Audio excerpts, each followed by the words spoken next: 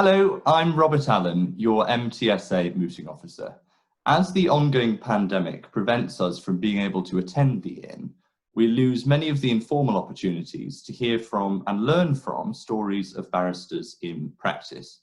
So in the meantime, I'm going to be sharing with you a series of conversations with members of the Middle Temple about their approach to advocacy, their experiences in court, and perhaps even getting some sage advice on the art of mooting. With me today for the first of these conversations is Jo Darby. Now, Jo has had a fascinating career, so if you'll forgive me, Jo, I'll just try and summarise it.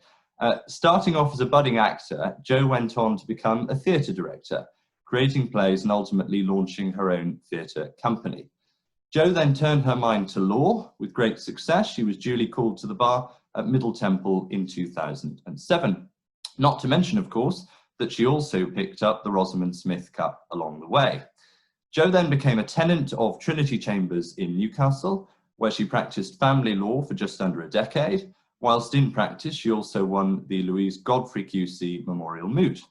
In 2016, Jo then founded Voice in the Room, offering public speaking training to some of the largest organisations across the UK, from government departments to retail giants. Now, Jo has suggested that public speaking ought to be on the national curriculum alongside maths and English. So for those of us who currently feel anxious about the perils of mooting, I can think of no better person to provide some words of wisdom and encouragement. So welcome, Jo, and thank you so much for giving us your time. My pleasure, Robert. Thank you for a very kind, eloquent introduction. Thank you. Given that you started out in theatre and acting, what was it, just first of all, that motivated you to come to the bar? I get asked this a lot, Robert. It's a good question as well, though, because it seems a bit of a leap, although I have come across other barristers who made a similar leap. I fell into working in theatre. It was at university in Newcastle. I actually did an English degree. I didn't do a law degree. So for anybody out there who's thinking, oh, I didn't do a law degree, that's completely fine. And I did a lot of theatre when I was doing my degree. And then I left university and someone said, oh, do you think you might be able to help on this theatre project? And I really fell into it from there. So it was never a job I trained for, in inverted commas. And I'd achieved quite a lot. My last role directing, the last plays I directed was at Bristol Old Vic, which is a fantastic old theatre, the oldest working one actually in the country. And I just felt I didn't have enough of a challenge. I felt I wasn't really using my brain. My job felt like a hobby rather than a job. Which is lovely for some people, but at that time for me, I wanted the extra challenge, and I'd always thought about doing law. And when I chose to do English, I had a lot of advice, including from some barristers, saying you can always come back to law. If you want to do English, go and do English. It will give you brilliant skills and you can always come back to it. So it felt like the time was right to make the change. And certainly my time at the bar was not motivated by a desire to be a legal or sort of academic lawyer. It was really motivated by a desire to help people. And at that point I thought, yeah, I'm going to make the leap and do that now. I think that, and that's actually the same for me as well, Jo, is that feeling that you're doing something, but you're not quite using your brain in the way that, even if it's a bit of a daunting challenge, you want to be exercising the cognitive function. But I suppose there's perhaps a continuation from being in theatre to being at the bar. Would you say that you saw it as a theatrical role at all?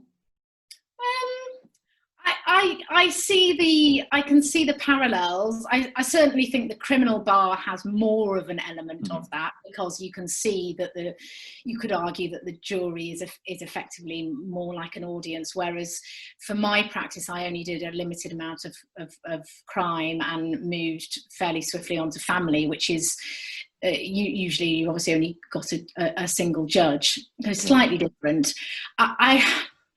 You have an audience still, a judge is still an audience in that sense, but I think perhaps because of the nature of the cases that you're dealing with and the fact that it's not a case of someone going to prison or not, or punishment in quite that way. And you're often in family cases trying to reconcile, and sometimes it can feel like more of a collaborative outcome, I guess, than in a criminal case where someone's guilty or not guilty in quite the same way. The theatrical element, if there is one, is reduced. Yeah, so I definitely see, and I've seen, as I'm sure you have, and your fellow colleagues have, more theatrical performers, definitely, and those people who have a voice that they can use to persuade and influence. If you've got a tool, you're obviously going to use it, and it's not just about the words that you say, it is also about your delivery, because certainly in the line of work I do now, I know very much that your tone of voice is a huge tool in whether you can connect with whoever you're speaking to. So it does matter. And so there are parallels for sure. Would you say that tool, that voice that you have, is something that's always been natural to you? Is it something that you've had to develop over time? I mean, as a kid, I was always doing sort of poetry readings and stuff like that at school. And I had a big interest in drama, and I did National Youth Theatre when I was 15 and 16. Mm-hmm. So it had already always played a part in my life. But I very strongly believe communication, public speaking, whatever you want to call it, is a skill, and it's like learning to drive. You can improve, and I work with lots of people now who say, well, I just don't have that kind of voice, but you can improve. A lot of us do not use our full potential when it comes to speaking and communicating, for a whole variety of reasons. But going back to your introduction about it should be on the national curriculum, that's part of why I feel so strongly about it, because it is a skill. And so often young people, you know, they do their exams, or they leave university and they've got a physics degree. They go to an interview, tell us about yourself, or communicate with us, speak to us, and they're not able to do it in the way they want to, or make the connection in the way that they would want to. And particularly in the pandemic at the moment, the ability to be able to connect as a human being and persuade and influence and get buy-in and get people to get on board with whatever you're saying is certainly, I think, pretty crucial. Lots of ideas in the head but can't necessarily come out. It is a real challenge these days, I think, and particularly with online technology, trying to then relearn it using the medium. I mean, we're on Zoom today, completely different from, I would imagine, a lot of your previous experience. How do you find the transition is between being able to speak in front of an audience in real life and then going on to Zoom? It's really tricky. I mean, it's been a learning curve for all of us, just because of what I do now with Voice in the Room. It's still something that I've had to transition and do. But just taking that example of your voice even more when you're through a screen, because you don't have in the same way your non-verbal cues from your body, whereas if you were standing up and speaking in a room, you would pick up on. So there are other things. And of course, when you go through a screen like we are now, what screens tend to do is they really suck all your energy. Yeah. So I always talk about, it's just the tech, it's what it does. So you really have to think about just dialing up 10-15%, and being, it's not about acting, going back to the theatrical, it's not about that, it's just being the sort of the biggest, most energized version of who you are on a good day, when you're going through a screen, because of what it does to the energy in the sort of tech Zoom space. And it's potentially an opportunity for student barristers, though, because even though some advocacy has been done online for a number of years, for many people across practice, all different levels, they're having to adapt to this technology at the same time. So if students can get ahead and start working out how to get their voice across well, they can perhaps improve leaps and bounds beyond where they would have been able to if they'd just been in court, again, in person. Yeah, absolutely. And I also think the benefit is that for a lot of us, we find it easier not having the other people around us. So for some people, this feels more comfortable because you don't have the pressure of bodies in a room, which can feel intimidating. And so really, if you think about it, you and I, we're one-on-one, we're having a chat, albeit through a screen. But even if you're doing a court hearing through a screen, it's much easier to be able to think of it as I'm having a conversation with a single person, rather than, oh goodness, I'm in court, there's people in the public gallery, there's a jury jury, there's a judge, or whatever else is going on, and which can often make us feel just that sort of physical human beings can sometimes feel more under pressure. Some people, of course, find this harder. We're all slightly different. Yeah, I would say from a personal point of view, I find this harder just because it's, especially when you're mooting, you're trying to be formal, you're trying to make sure you do everything correctly, and you've got the judge perhaps giving an intervention. The last thing you want to do is seem rude and be speaking over them. When you're in the room with them, you know before someone's actually going to speak, because there's those slight cues that there's a pause and they're about to use it to give their intervention. Whereas on these mediums, it just comes straight through, and often there's a time delay. So it is, I think, quite difficult in that respect. Yeah, I totally agree, Robert. I mean, in mooting, but in any kind of communication, we pick up on the non-verbal cues. And whether you're mooting or whether you're in court, picking up on a judge's non-verbal cues is also really crucial. Just things like watching the pen or even the typing. Of course, I'm a bit old school, but I think there are judges who still take their notes with the pen. I'm quite sure there are, albeit there are a lot who are now typing. But certainly since, I mean, I've been away now for nearly 5 years, it was a lot of pen, and you get taught watch the pen. Well, doing all of that through a screen is much harder. And similarly, I think the thing to do when you're through a screen is you almost, in a way, you have to listen even more. And know that there is that slight time lag, and try not to worry about it too much, because we do all know it's there, and we're all dealing with the same challenge. And I think also, in a way, the tech has, whilst we might be trying to still be formal, the very nature of the tech means that sometimes we do just have to say, I can't actually hear you, or I've got a problem at my end, and that's just life. And I be less uncomfortable with that. And I think people are getting more sort of, this is just how it is, and we all have to kind of get over ourselves a little bit and just be honest about the fact that we're dealing with this situation. And everybody usually is doing the very best they can and managing in the very best way they can. And you have no idea what setup people have at home and what else is going on in their rooms and lives. So yeah, it's potentially a way to break the ice, actually, if you're starting out, just a little acknowledgement of the fact that things aren't working as smoothly as they should, and it just relaxes you, allows you to perform your best. I think it's perhaps over worrying about some of these things that really we can't control. Obviously you can get your computer set up, there's no excuses for not having the right space and having it quiet, but a lot of this is just out of our control, particularly at the moment when we're all still getting used to it. Yeah, absolutely. And human connection is so crucial. You know, it doesn't matter how serious the meat and body of what you're talking about is, but I always talk about, it's so important to make a human connection and have some empathy and build some rapport before you start doing whatever it is you're going on to do. It's not dissimilar to a situation whereby you have to maybe have negotiations or communications with other barristers before you go into court. If you treat people as human beings, you might be on opposing sides and it's a very serious case, and that's fine, but you will see those barristers still being cordial and pleasant and human with each other, or hopefully you will. Usually you do. Certainly in my experience, certainly the bar in Newcastle is generally a very friendly place. So people treating other people how they'd like to be treated, even if once you go into court, gloves are off and off you go. So how would you build a rapport with a judge then? Would it feel different to building a rapport with anyone else? I mean, for students, judges are the most intimidating kind, but I think we just have to try and see judges as the human beings they are and try and build a level of rapport, politely, respectfully, but still try and build it, because it's important.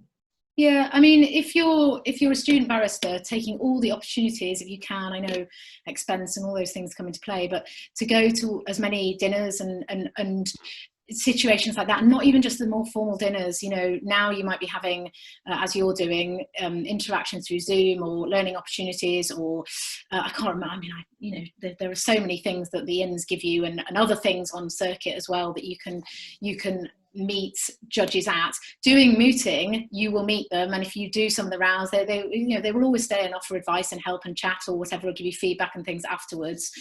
So taking taking those opportunities. But even if you, when you start on your feet and you go and do, you know, say you're going to do a short civil hearing, sometimes the judge will get counsel in to I don't know, confirm whether everybody's got a document or whatever it is. And even those, although they are formal situations, I still think that being a human being, even in those situations, is really important, because as you're right, the formality can sort of overwhelm us sometimes, and it doesn't always have to be like that. So taking every opportunity and just reminding yourself that they're human as well, and provided you're respectful, that's completely fine. Yeah, taking all those opportunities, I think, is really important. There's a dangerous habit I think we can get into as students. I'm guilty of it, and I've seen it a lot as well, of really just trying, as we've said, trying to be overly formal, using the correct terms of address all the time, talking about dispelling with formal citations of cases, and you actually start to lose, if you're not careful, the meaning of what you're saying. It's all about structure and it's nothing about the content. Do you have any advice for students about how to still use all of that where it's necessary, but break through the formalities and get to the heart of the issue? I think remembering that where you can, and this is also serving your client, if you can help the judge, then that's always going to stand you in good stead. Because if they can very easily follow where you're going and see the conclusion, it's far easier for them to then meet you there. If you are overloading what you're saying and the journey you want them to go on with you to the conclusion that you want them to reach with a whole load of jargon and other detail and stuff, no matter how right it is and how logical and how perfect and legally correct and all the rest of it, if they can't see the woods from the trees and you're not helping them see the woods for the trees, it's going to be harder for them to get there. And really, what you want to be doing them is giving them the easiest path to reach your conclusion. Well, Mr. Allen, it's quite obvious to me that the path you're taking me on is the only one, because I can see nothing else. There's the clear path. You set it out for me. I was always taught, I'm sure this is still taught, give your judge the judgment they are going to read. So effectively, if you can give them the skeleton of that and they can hang the clothes on it in their judgment, you've made their life very easy, and then therefore that is what they are more likely to do. I'm talking broad brush generically, but help them, don't hinder them. This is not about you showing off your knowledge. This is not about, look how clever I am, I'm going to put in every citation I've got. By all means, have them there. Have them in your notes, have them at your fingertips, so that give the simple route. And then, can I just clarify, Mr. Allen, though, do you have a case to back up? Yes, I do, absolutely, here it is, fine. But you don't have to throw everything in the mix. It's a bit like the question that you, I'm sure you will be asked, and your fellow barristers, your fellow student barristers will get asked, which is that your best point? I was always taught, what's the best point? Yeah. If you've got one strong point, what's all the other stuff doing? Do you need it? If you don't need it, don't give it. Again, that's the woods to the trees. Particularly dangerous, I imagine, if you have a few points and you say, I'll start with, and you indicate it's going to be your strongest point, and then they don't like it, and you're basically stuck for the rest of the time. Yeah, and also there's a surefire way to make a judge grumpy if they've got a very long list and time is precious, and you've got a really good point.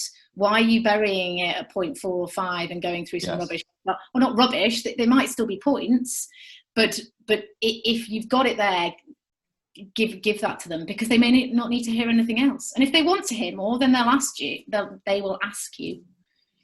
And what about interventions? Because I think, again, just speaking from a student perspective, and I'm sure my peers will back me up on this, when you start out, the interventions feel like you're some sort of politician about to be sacked from their job in government, and you're just trying to not answer the question. You're trying to stick to your script and move back to your script as quickly as you can. You quickly realise that doesn't work. How do we see interventions as the helpful hints, really, that they are from a judge to just keep us on course and give them the information that they need to be able to solve the case? Yeah, I think exactly as you said, Robert. I mean, a couple of things can think back from my advocacy time, which is, don't feel like you need to respond to the intervention the split second it's been asked. Give yourself time to think about it. Don't just spout the first thing that comes out of your mouth. And I teach this a lot now, which is pausing, which is hugely important. And we feel this sort of pressure. If I don't respond straight away, it doesn't mean like I don't know what I'm talking about, or I don't have an answer. But you need time to process what the judge or whoever it is you're talking to has actually said. And that's totally fine. And I think most judges will totally understand that. And certainly in an advocacy situation or a mooting situation will understand that you need to think what the question was or the query was before you then respond. And allowing yourself time to do that is totally acceptable. I think the other thing that you can do as well with an intervention is also, don't feel like you've got to have an absolute concrete set in stone answer.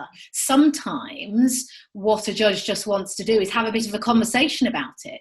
Yes. Maybe there isn't, that they're not wanting you to go, yes, well, the apple must be red. They're actually wanting for you to explore, well, if it was this situation, I probably might say it should be pink, but if we're talking about this, then it's blue. So this is an interesting conundrum. And it's not always about tripping you up or getting you to firmly pin your colours to a mast, because by the very nature of a moot, there are different perspectives, and that's the whole point. Sometimes what a judge is actually wanting you to do and wanting to see if you can do is, can you think on your feet and structure a response? And it doesn't always necessarily matter whether you get the right answer, but can you eloquently put something together that makes some kind of sense, even if the judge doesn't agree with it? Because sometimes you're not really going to get credit for batting it away and avoiding it, because all they're seeing is that you can avoid something, which is not particularly helpful for your client in court if you actually really need to deal with it. And similarly in a moot. So yeah, those would be my thoughts, I think.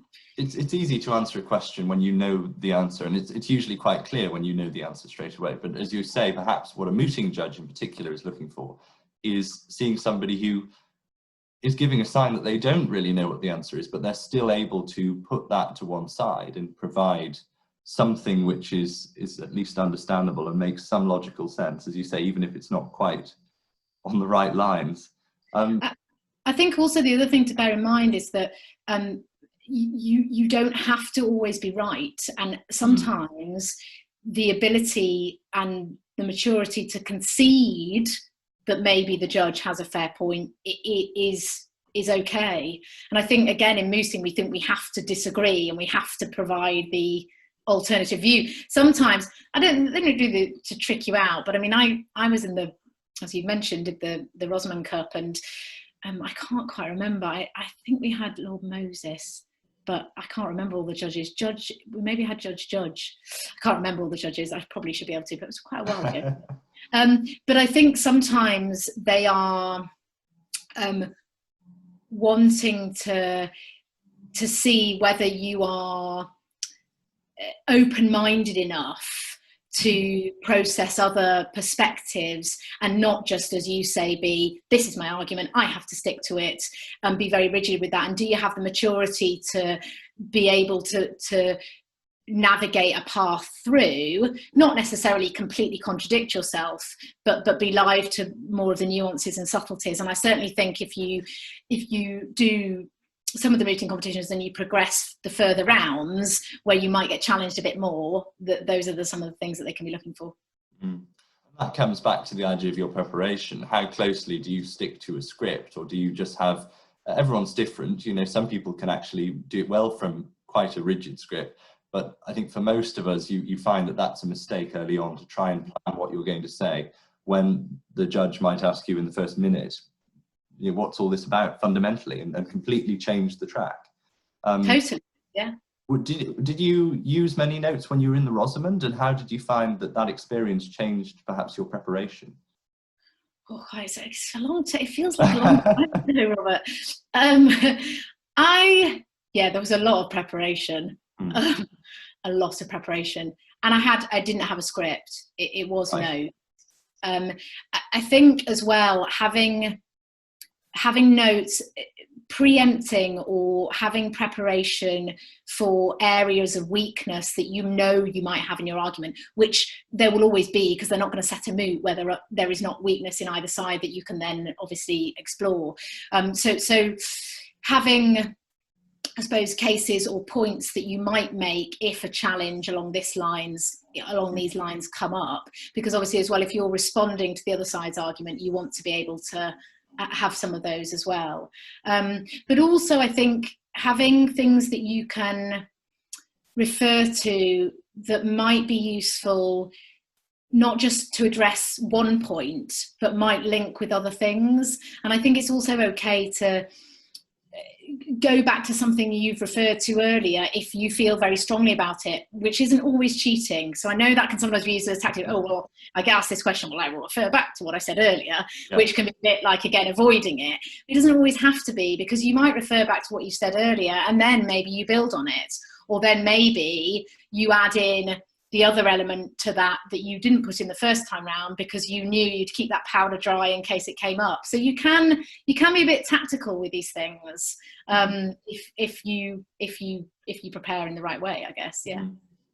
And what's your thoughts on signposting, both in mooting and in general public speaking? Do you find that that's a critical part of it, or are there other things which you would focus on?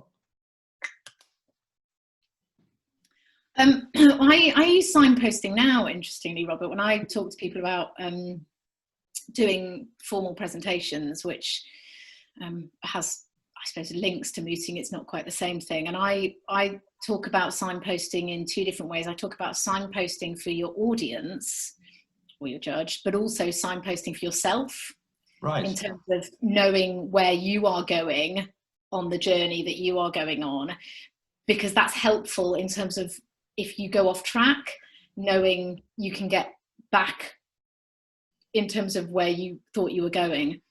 I also think the signposting thing is helpful, because if you've got a signpost and then you're talking about X, Y, and Z around it, you can theoretically then play with that and choose to move it and return to it, depending on where you put it originally. So I personally think it's helpful on multiple levels, but I know people use them in slightly different ways. So I suppose I'm more thinking about it how I use it now. But frankly, I think even beyond the bar, or even if you're having conferences and you know there are certain things that you can discuss with your client, signposting, really useful for your client and for you.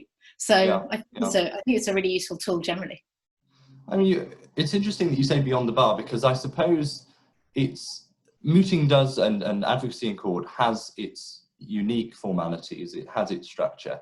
But would you say fundamentally, having been inside and outside and back out now of the legal world, would you say that it's fundamentally the same thing? It's getting your point across in a way that you would for public speaking generally, or would you say that there are unique challenges to being in court?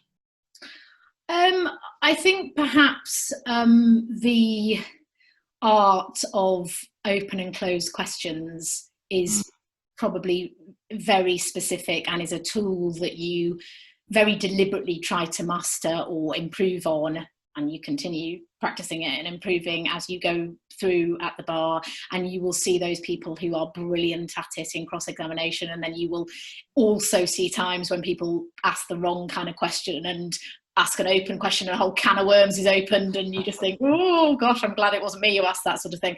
So I think that is very specific. Having said that, the people I work with in businesses and organisations, it's a tool that sometimes inadvertently they use anyway. They don't necessarily know they're using it, or it's a tool that can help them. So if you have, I don't know, a leader in a business who's wanting to draw more out of perhaps a more reluctant employee in a meeting, asking those open questions to encourage some kind of response can be a really useful tool.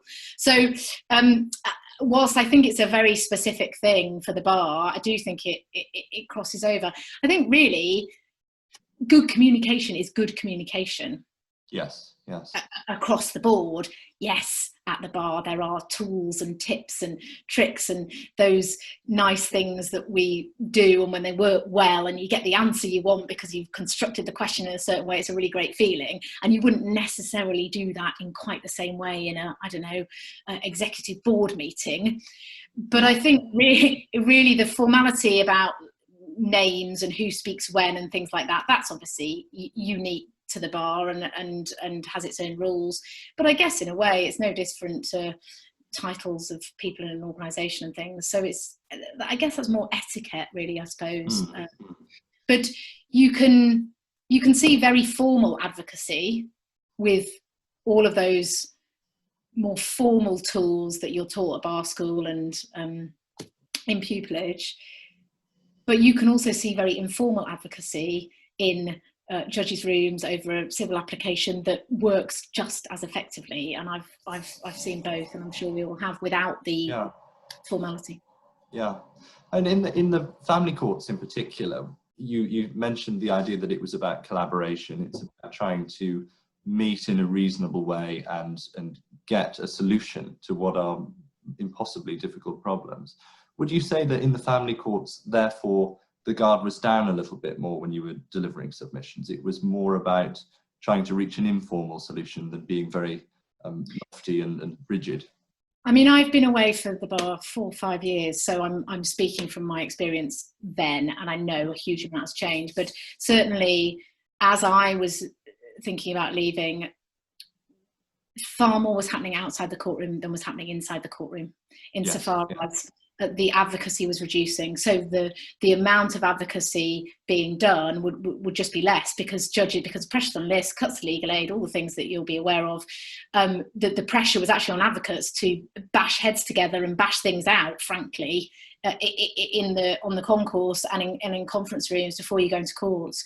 And I'm not talking about cases where there's serious fact finding and evidence has to be appropriately challenged and facts have to be found on sexual abuse or whatever it is, because those are different. But in terms of a lot of things and trying to reach some form of agreement, that type of communication in a conference room or on a concourse with those clients and other counsel or solicitors or whoever would be, I guess, a slightly different communicating to when you get in court, but not so far removed, and certainly not the step up in terms of formality, I think, of the criminal court in the same way. Because by the very nature of a family court, you've often got parents in there, you're talking about their children, and it's quite important. I certainly always thought, and I know it's not a view shared by everybody, but I think all the people in the court ought to be able to understand what's going on. I think most family judges are very, very mindful of that. And of course, the same should be true in the criminal court. Of course it should.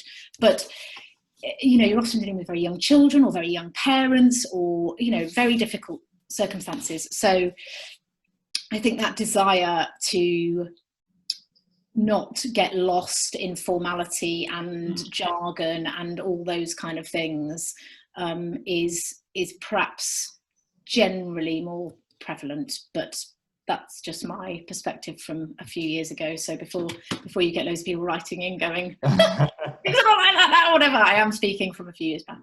That's really interesting. And then when you were in practice, the mooting continued because you won the Louise Godfrey Memorial. So I think it's interesting as a student to hear that mooting goes beyond your years before you're qualifying, getting your tenancy. You're able to do it beyond that. Yeah, I have to confess, Robert, I didn't want to do it. I was like, hey, look, I've done this. I won the Middle Temple Cup. I don't need to do this anymore. I felt like I'd kind of done my bit because I'd also done stuff at bar school and I'd done it at the College of Law as well. And then off the back of the Middle Temple Cup, I went to America and did some Carolina, that's where we were, some inter-university kind of mooting-y thing, and we were the representative. Anyway, so I felt like I'd done my bit, and I think it was my pupil master who was like, no, we need someone from Newcastle to go and win the trophy. We can't have everybody down in Leeds winning the... So I got, so that was the kind of, Joe, you're the person who should be, So that's what happened. But actually, it was really good fun. And in terms of your reference to getting to know judges and people on circuit and all that kind of thing, obviously there were lots of judges who'd come, because I think we had dinner afterwards. This was the final. Is there a final? No, it was just a one-off. I think it was just a one-off. Maybe I can't quite remember, to be honest. We might have had a couple of rounds, short rounds in the evening, and then a sort of final, and then we had a dinner. But right, yeah. People from circuit came, so barristers, but people also barristers who were judges and then judges. So there was an opportunity to meet and chat and say hello and all those kind of things afterwards. And yeah, we had a really good evening. So certainly, if you are wanting to do some networking and get to meet some judges and get some feedback on your advocacy and practice, which is a really good thing to do. Practice is, I mean, I talk about that now with clients and just say practice is everything. You know, yes, you don't improve without practice. And there's a chap in my chamber, or what was my chambers, who's now a QC, and I remember going to him for some advice, because Trinity was very good at having an open door policy in terms of if you had a problem or wanted to chew over a case with someone in terms of anything he was struggling with, and he and I would say, oh, you know, I bet you don't have to learn anything new anymore. You've got it, you know, you've got it all down. And he's like, no, I've been doing this 25 years, and every single day I go to court, I will learn something new. I will meet someone new. You're always learning. And he's very brilliant and very humble, but it's true, it's right. And you get more confident with things and you get more comfortable with things. Of course you do, but you still keep learning. Practicing is, so yeah, mooting is, I mean, certainly anybody who's asked me about, do I want to be a barrister? Should I join the bar? If I do, what should I do? So hard to get pupillage. What are the things I need to do to make a success or get tenancy, or et cetera, et cetera? I will always straight off the bat say mooting. Always, always, always. Because you're demonstrating, practicing it and doing it and learning. And yeah. So for the student who's keen to get into it, perhaps got the Rosamund coming up next year and other various events, be they online or in person, who quite knows what's going to happen in 2021. Yes, right. What would be your word of advice to somebody who's, they want to be a barrister, but perhaps they feel a bit anxious about getting in at the deep end with mooting because it's intimidating? Yeah, it is. There's lots of things I was going to say. I think you have to, it depends whether you're doing it. So the Rosamund's in pairs. Well, it was when I did it. I don't know whether that's the case. Yeah. So that's really helpful, I think.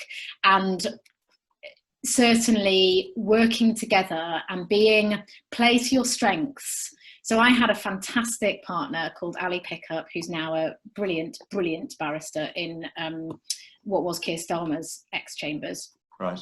Well, it might still be part of it, I guess, maybe not now. But and she had certain strengths and I had certain strengths, and we worked that out in the rounds leading up to it, and then we really played to those strengths and we used those strengths when we were doing it, which completely makes sense.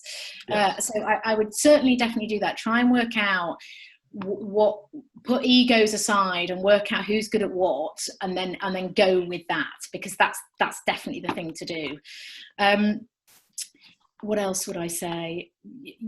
I'm not sure you can over prepare. I know some people have a theory about that, but I genuinely really don't think you can.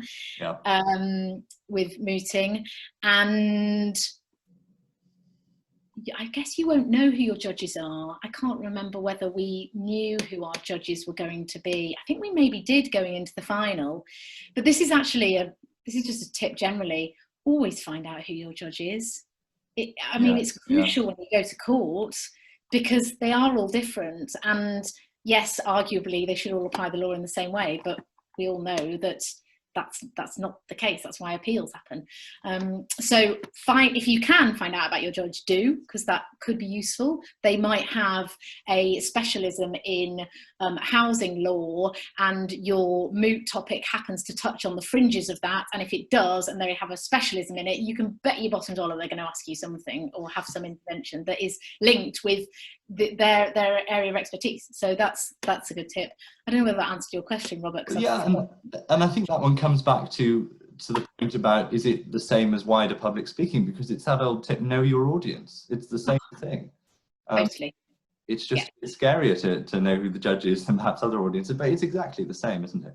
Yeah, and I think also try to try to focus on, I talk about this with my clients now, how can you serve your audience? So when you stand up and speak and you're speaking, and I don't mean barrister, I just mean generally speaking, we think it's all about us. And actually, when you stand up and speak as a speaker, your role as a speaker it's not about you. It's to serve your audience, and that's your role. But we can get quite sort of internalized. Am I going to say the right thing? Will I forget? Will I mention that case? And it can become all inwards.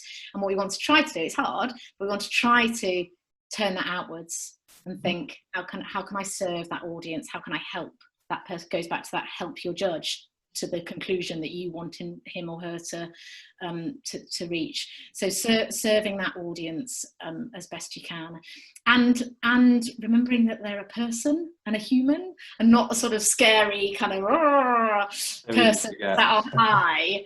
Easier said than done, much easier said than done. But again, that goes back to, if you can, meeting them afterwards, saying hello, and the more you sort of can do that, then you'll remember, oh yes, it's a person, and da, da, da, da.